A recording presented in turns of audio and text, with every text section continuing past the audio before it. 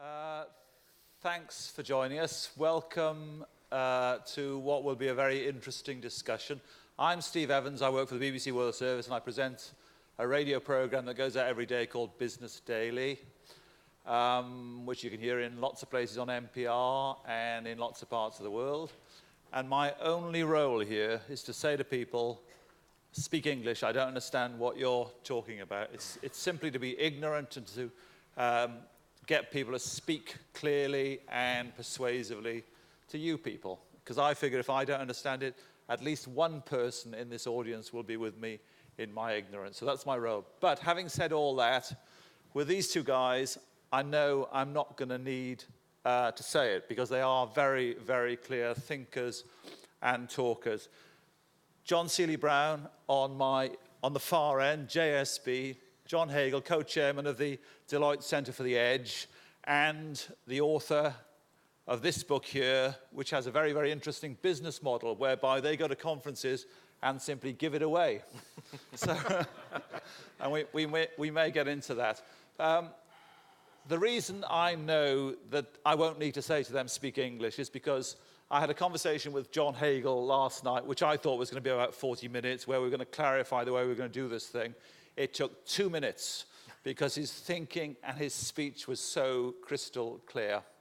And I know I won't need to say to JSB, speak English, because 10 years ago, I just picked up a book, pre-Amazon, I think, picked up a book in a bookshop called The Social Life of Information and just read it. And I couldn't stop reading it. And it's one of those few books. We've all got books that we drone on about where everybody we meet, we say, you've got to read this book. This is the book you need to read. And we go to Amazon and we send it to people. His book really was and is one of those books for me. So I'm not making that up. I didn't, this is the way it happened. So it's great. But let's talk about this book, The Power of Pull, and work out what it's about and how it relates to all of you people. John, first of all, what's it about and why does it matter? Well, at the simplest level, it's about a problem and a solution. The problem has to do with the notion that we are increasingly feeling stress because there's a disconnect between the practices and the institutions we have versus the practices and institutions we need. One indication of that stress, that it's real and not just an imaginary thing, is return on assets. If you look at return on assets for all public companies in the United States and look at it over a reasonable period of time, since 1965, return on assets has declined, one might even say collapsed, by 75%. And it's been a significant and sustained erosion. There is no evidence at all of it leveling off, much less turning around. So it's a clear indication that the management practices and institutions we have are fundamentally broken. Or, let me interrupt you, or there's been some kind of big change which is squeezing companies. Yes. Go on. So just to address that, the big change has to do with the notion that we're facing a different environment, that's clear, and it's increasing pressure on companies from two directions. On the one hand, you have more and more powerful customers who are pulling value out at lower prices into the marketplace, and on the other side, you have creative talent that is increasing its total compensation over this same time period. So there's a pincer movement on corporations. Corporations so far have not been able to figure out how to handle that. If, and we're repeating our conversation, if the share of labor out of the cake is falling and the corporate share out of the cake is falling, who's getting the bit that's growing? Well, again, I think it's customers at one end are getting more and more value at lower price. And on the other side, not all labor is declining in terms of compensation. Creative talent, as we would define it, which is basically knowledge workers, total cash compensation for creative talent has increased at a very substantial rate over the same time period. So those of us who are knowledge workers are benefiting extraordinarily from these trends. I'm aware I'm interrupting you and destroying your flow, but if customers are doing very well out of what's happening, why should we worry? I can see why some people worry, but why should we as a society worry? Well, at one level, we shouldn't worry. I mean, this is extraordinarily beneficial to society and to the economy in general. I think the key question that's put on the table is if you just follow that trend line in terms of corporate profitability And again, there's no sign that it's changing in any significant way. And just extend it out, roughly by 2020, we reach 0% return on assets for all public companies in the United States. That's not sustainable. Well, it's not, so it won't happen. Right, exactly. So what will happen? So what will happen, we believe, and that's the solution that we're focused on in the book, is the notion that we need to fundamentally shift from what we describe as push programs, where basically you organize all the resources and make sure they're in the right place at the right time relative to some forecast or anticipation of demand, and move to pull platforms, which has to do with the notion of how do you provide a platform for people and companies to find resources, to draw out people and resources when they need them and where they need them. And one of the issues here is the notion of scalability of those pull platforms, because we have examples today of pull in very limited kinds of implementations. So for example, Toyota with lean manufacturing pulls, but they can only do it when there's a very limited number of business partners involved. That's not scalable in terms of number and diversity of participants. JSB then, I mean, give me examples of the way in which the world is changing and the way in which this might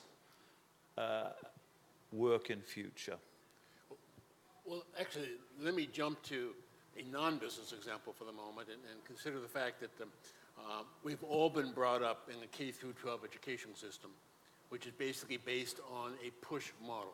That is to say, here's what you should learn now, so 15 years from now, you can deploy these skills, because the world is very predictable in the 20th century, more or less, and we could more or less say that these are what you ought to learn, take my word for it, and then go through this boring factory model of education, streamlined for scalable efficiency, through the graduating. So now you eventually get out of the school system, and lo and behold, you're supposed to deploy the skills that we taught you. So our whole schooling model, for example, as John was saying, is based on predictability and scalable efficiency. Well, if in fact we're living in a world in which basically, as Ray would say, we have to do a core reset, almost every 5 years, that the skills that we picked up 5 years ago may have a half-life of 5 years, let's say. Then we have to be able to say, we got to think about a new way. We got to be able to say, how do I have more or less what I call almost a questing disposition, such that I'm out there and whenever I get stuck, I then pull assets to me, either people and knowledge, and use those assets to try to resolve the problem. So learning now becomes on demand, highly situated around the problems that I'm encountering. Much more about tools rather than information. Precisely. Yeah, and that whole sense of making learning personal as learning tools, that let me engage in things. And when you make the shift from kind of stuff being delivered to you versus pulling it toward you, you're much more willing to embrace change. So one of the stresses that John was getting at is we're living in a world in which people want to run from change, because that means we got to kind of be sent back to community college to learn something new. Well, of course they run from that. And so what we're looking at is in a world of constant change, which we can argue why that is, coming back to cloud computing later. But constant change, you want us all to actually be excited by change, embracing change. So kind of one of the unusual role models we have been looking at, and kind of lead into the next speaker, in fact, is World of Warcraft. World of Warcraft is an amazing knowledge economy. If you're a hardcore player in World of Warcraft, there's a simple mantra. The mantra is, if I ain't learning, it ain't fun, okay? And you go into those game spaces, you go into those guilds or the high-end raids, and you're expected to constantly be inventing, improvising new ideas, so on and so forth. And so if you actually unpack the knowledge economy built around the edge of the World of Warcraft, you will see some of the most amazing kind of social organizations, institutional mechanisms that these kids have invented with their own constitutions in order to process an astronomical amount of knowledge. How so? Explain what you mean. Well, I didn't check last night, the night before last. It's about 12 million players in World of Warcraft right now.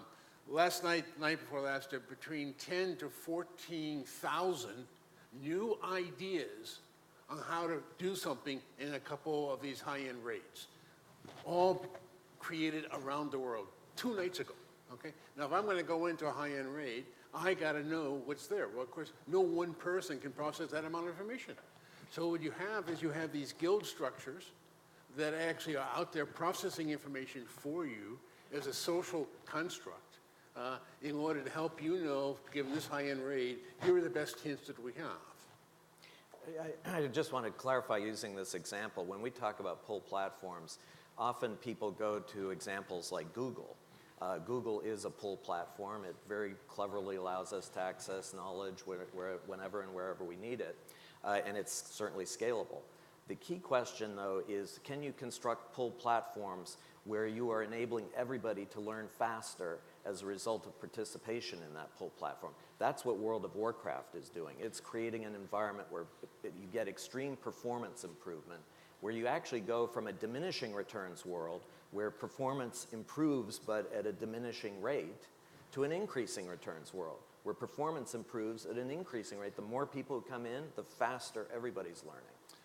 I see the description of the world, and World of Warcraft obviously is a great example. How does that get translated into something which a CEO of a company making widgets or writing code to make widgets can use and can recognize and say, oh yeah, that applies to me, that's what I need to do? Right. So one example, we looked at a whole series of instances where we see these kinds of pull platforms emerging. JSB talked about World of Warcraft. Clearly, executives have a hard time relating to that. We also looked at extreme sports, big wave surfing, another example. Again, executives kind of intrigued, but wait a minute, how does that relate to me? A third area that we looked at was various forms of open source computing software, and in particular, actually a commercial implementation around what SAP is doing with their software developer network. What they've created in that environment is a platform, a pull platform, where there are now somewhere on the order of 2 million participants in that pull platform. It initially started as a very kind of transactional environment where people, software programmers who were running into a coding problem could post their problem and within about 15 minutes get an answer to that problem. Hugely powerful, help them to develop their skills much more rapidly. What you start to see over time, and this is a common trend in a lot of these pull platforms, is these individuals start to develop reputations. They start to connect with each other and build relationships around those reputations, and now they're forming teams to actually engage in writing new software programs at a much more effective rate than they would have if they had just been isolated on their own trying to do this. So it's a very powerful example of this kind of learning going on. Sorry, go on. Yeah, let me put a twist on that, because we tend to think about the core versus the edge, for example, of an enterprise. And in the 20th century, we thought a lot about, for example, like Xerox PARC. That's an edge operation.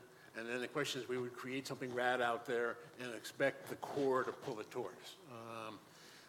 What we now see happening, again, because of the panel just before us, is the edge may now be radically empowered to be able to do amazing new things that could become lines of business very quickly.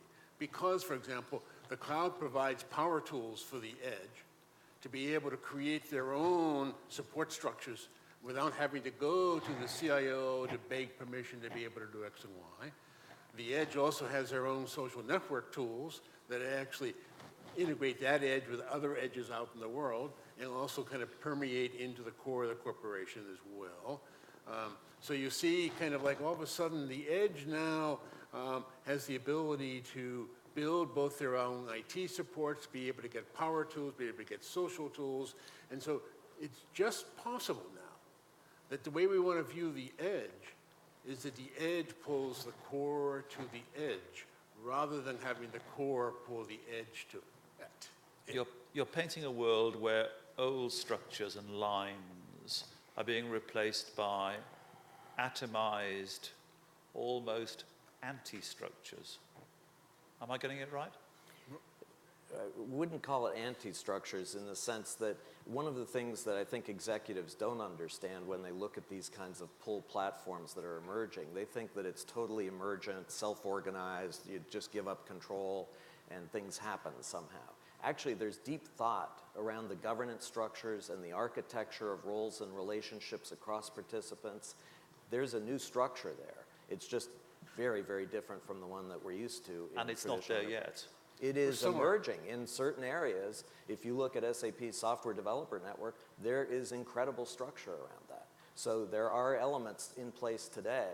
And actually, we would argue, just to be provocative here, that the greatest innovation in these areas is actually occurring in China and India, not here in the United States. So if you want to look at these institutional architectures, go over there, because that's where they are. I'm provoked. Hold on a minute. Yeah. I'm provoked. How do you mean? Well, if you look at China and India, what is going on there in very different ways in the two countries, and we can go into more depth on that, but in very different ways, they are tackling ways to create large business networks of participants to accomplish very complex business process activity. So it's hugely scalable. In one case that we looked at, there are 10,000 business partners on a global basis coordinating extremely complex and performance-demanding activities in a commercial context.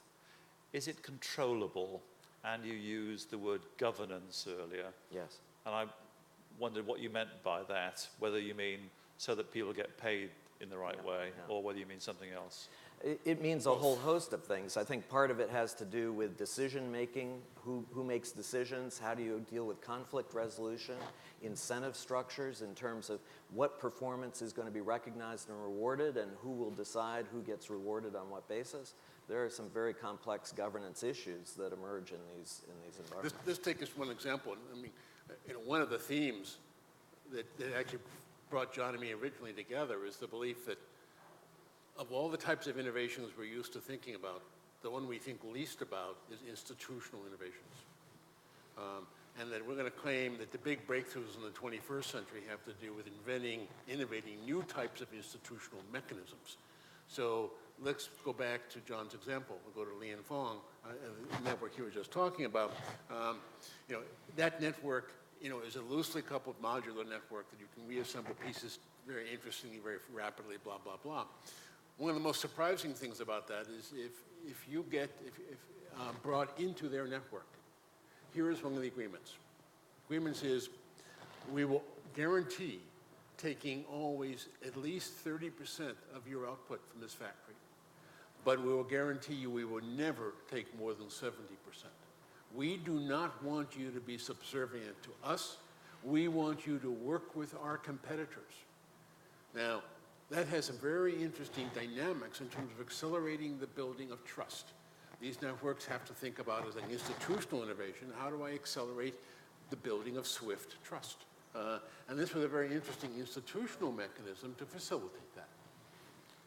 Right, because the new world, that kind of clause in a contract wouldn't have been needed in the old world. Well, except it might have been. That would have been a good clause that a supplier to Walmart pre the web would have found very welcome. Right, but if you look at our supply networks today, basically most of those supply networks, like for the automobile industry, are 100% locked in, and no one tries to view them as an innovation network per se. And yet we know that most of the innovations really happen wherever the rubber hits the road. So the supplier network should be amazing sources of innovation. Can I also just add in terms of this example of Li and Feng, because I think particularly with this audience, when we talk about pull platform that Li and Feng has, we're immediately thinking about sophisticated technology platforms. There is no sophisticated technology platform.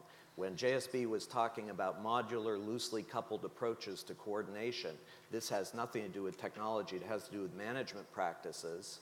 They are using telephone and fax machine as their technology platform. Imagine what you could do if you combined these new management practices, which are totally foreign to most US companies, with the kind of technology platforms we're talking about now with cloud and modular, loosely coupled architectures. What could you do with that? That would be powerful. and Being scalable. old-fashioned, aren't you just describing a world of lots of freelancers? It's a much broader topic. We think there's actually a flight of passionate talent from corporations. The freelancer community is growing at a more and more rapid rate. We think that's a reflection of the fact that our institutions today are designed for scalable efficiency. They are not designed to develop talent more rapidly. And that as we move to these new institutional architectures, we actually believe that as institutions can deliver on the promise of developing talent more rapidly than you could on your own, we'll see a reverse move back into larger institutions. So why the move in the first place? I mean, is it because big organizations can't cope with mavericks and oddballs and difficult people? It's a great, so let me tell just a quick story on this, which is an executive of a major tech company speaking at a tech conference up in Silicon Valley. I won't name the company or the executive, talked about people with passion in his organization. And he called them pizza people. And we asked him, why are they pizza people? And he said, well, basically, these are the people that we need to deliver because they're so passionate, they're driving performance, but we couldn't possibly put them in front of a senior executive.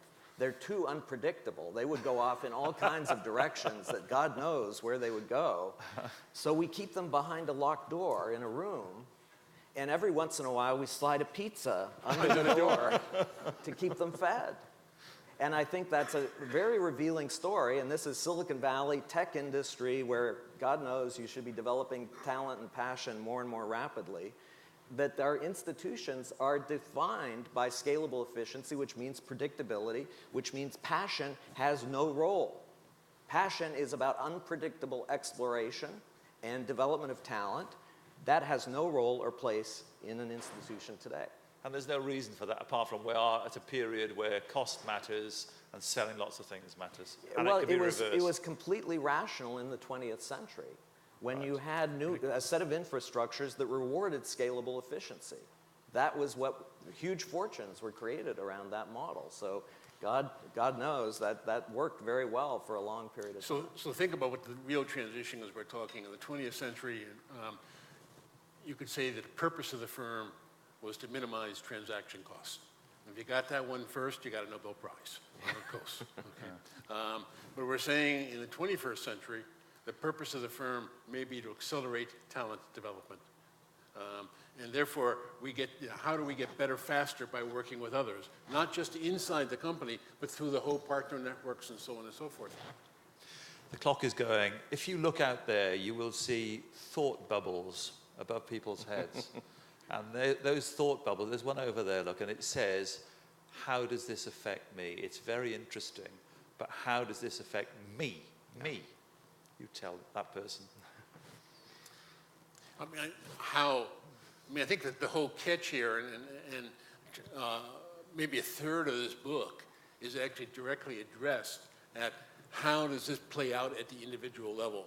Because in a very interesting way, we think the 21st century is going to be individuals that actually drive the transformations of corporations, not the other way around. The 20th century, the corporation tried to shape the individual. In the 21st century, it's going to be the set of individuals because of the power tools that we have, because of the tools that are using right now, the Twitters, et cetera, the social media tools, and so on.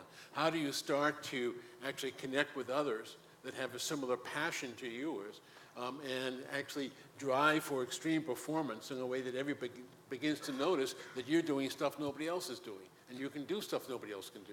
My skepticism is you paint a world where individuals become more powerful. I wonder whether an atomized world is one where individuals become less powerful. But I think that the key challenge there is atomized world. What we're talking about is not atomization. We're talking about deeper and more scalable relationships, trust-based relationships across larger and larger numbers of individuals. So in aggregate, they have enormous power. It's a different model from the kind of transactional world we've But it's an interesting point because, you heard or misheard us in a way that many people do, because you might think this is the freelance economy we're talking about, okay? And that's why we go back and talk a little bit about how does the edge of a corporation really work? How does Silicon Valley actually work? I mean, we're in the midst of places where you have a lot of very small companies that are passionately driven around an obsession for a particular point of view, pushing for extreme performance. And then how do you start to build ecosystems? So, we've looked at the individual and we looked at the firm, although we started an example both in World of Warcraft and in the Lian Fong.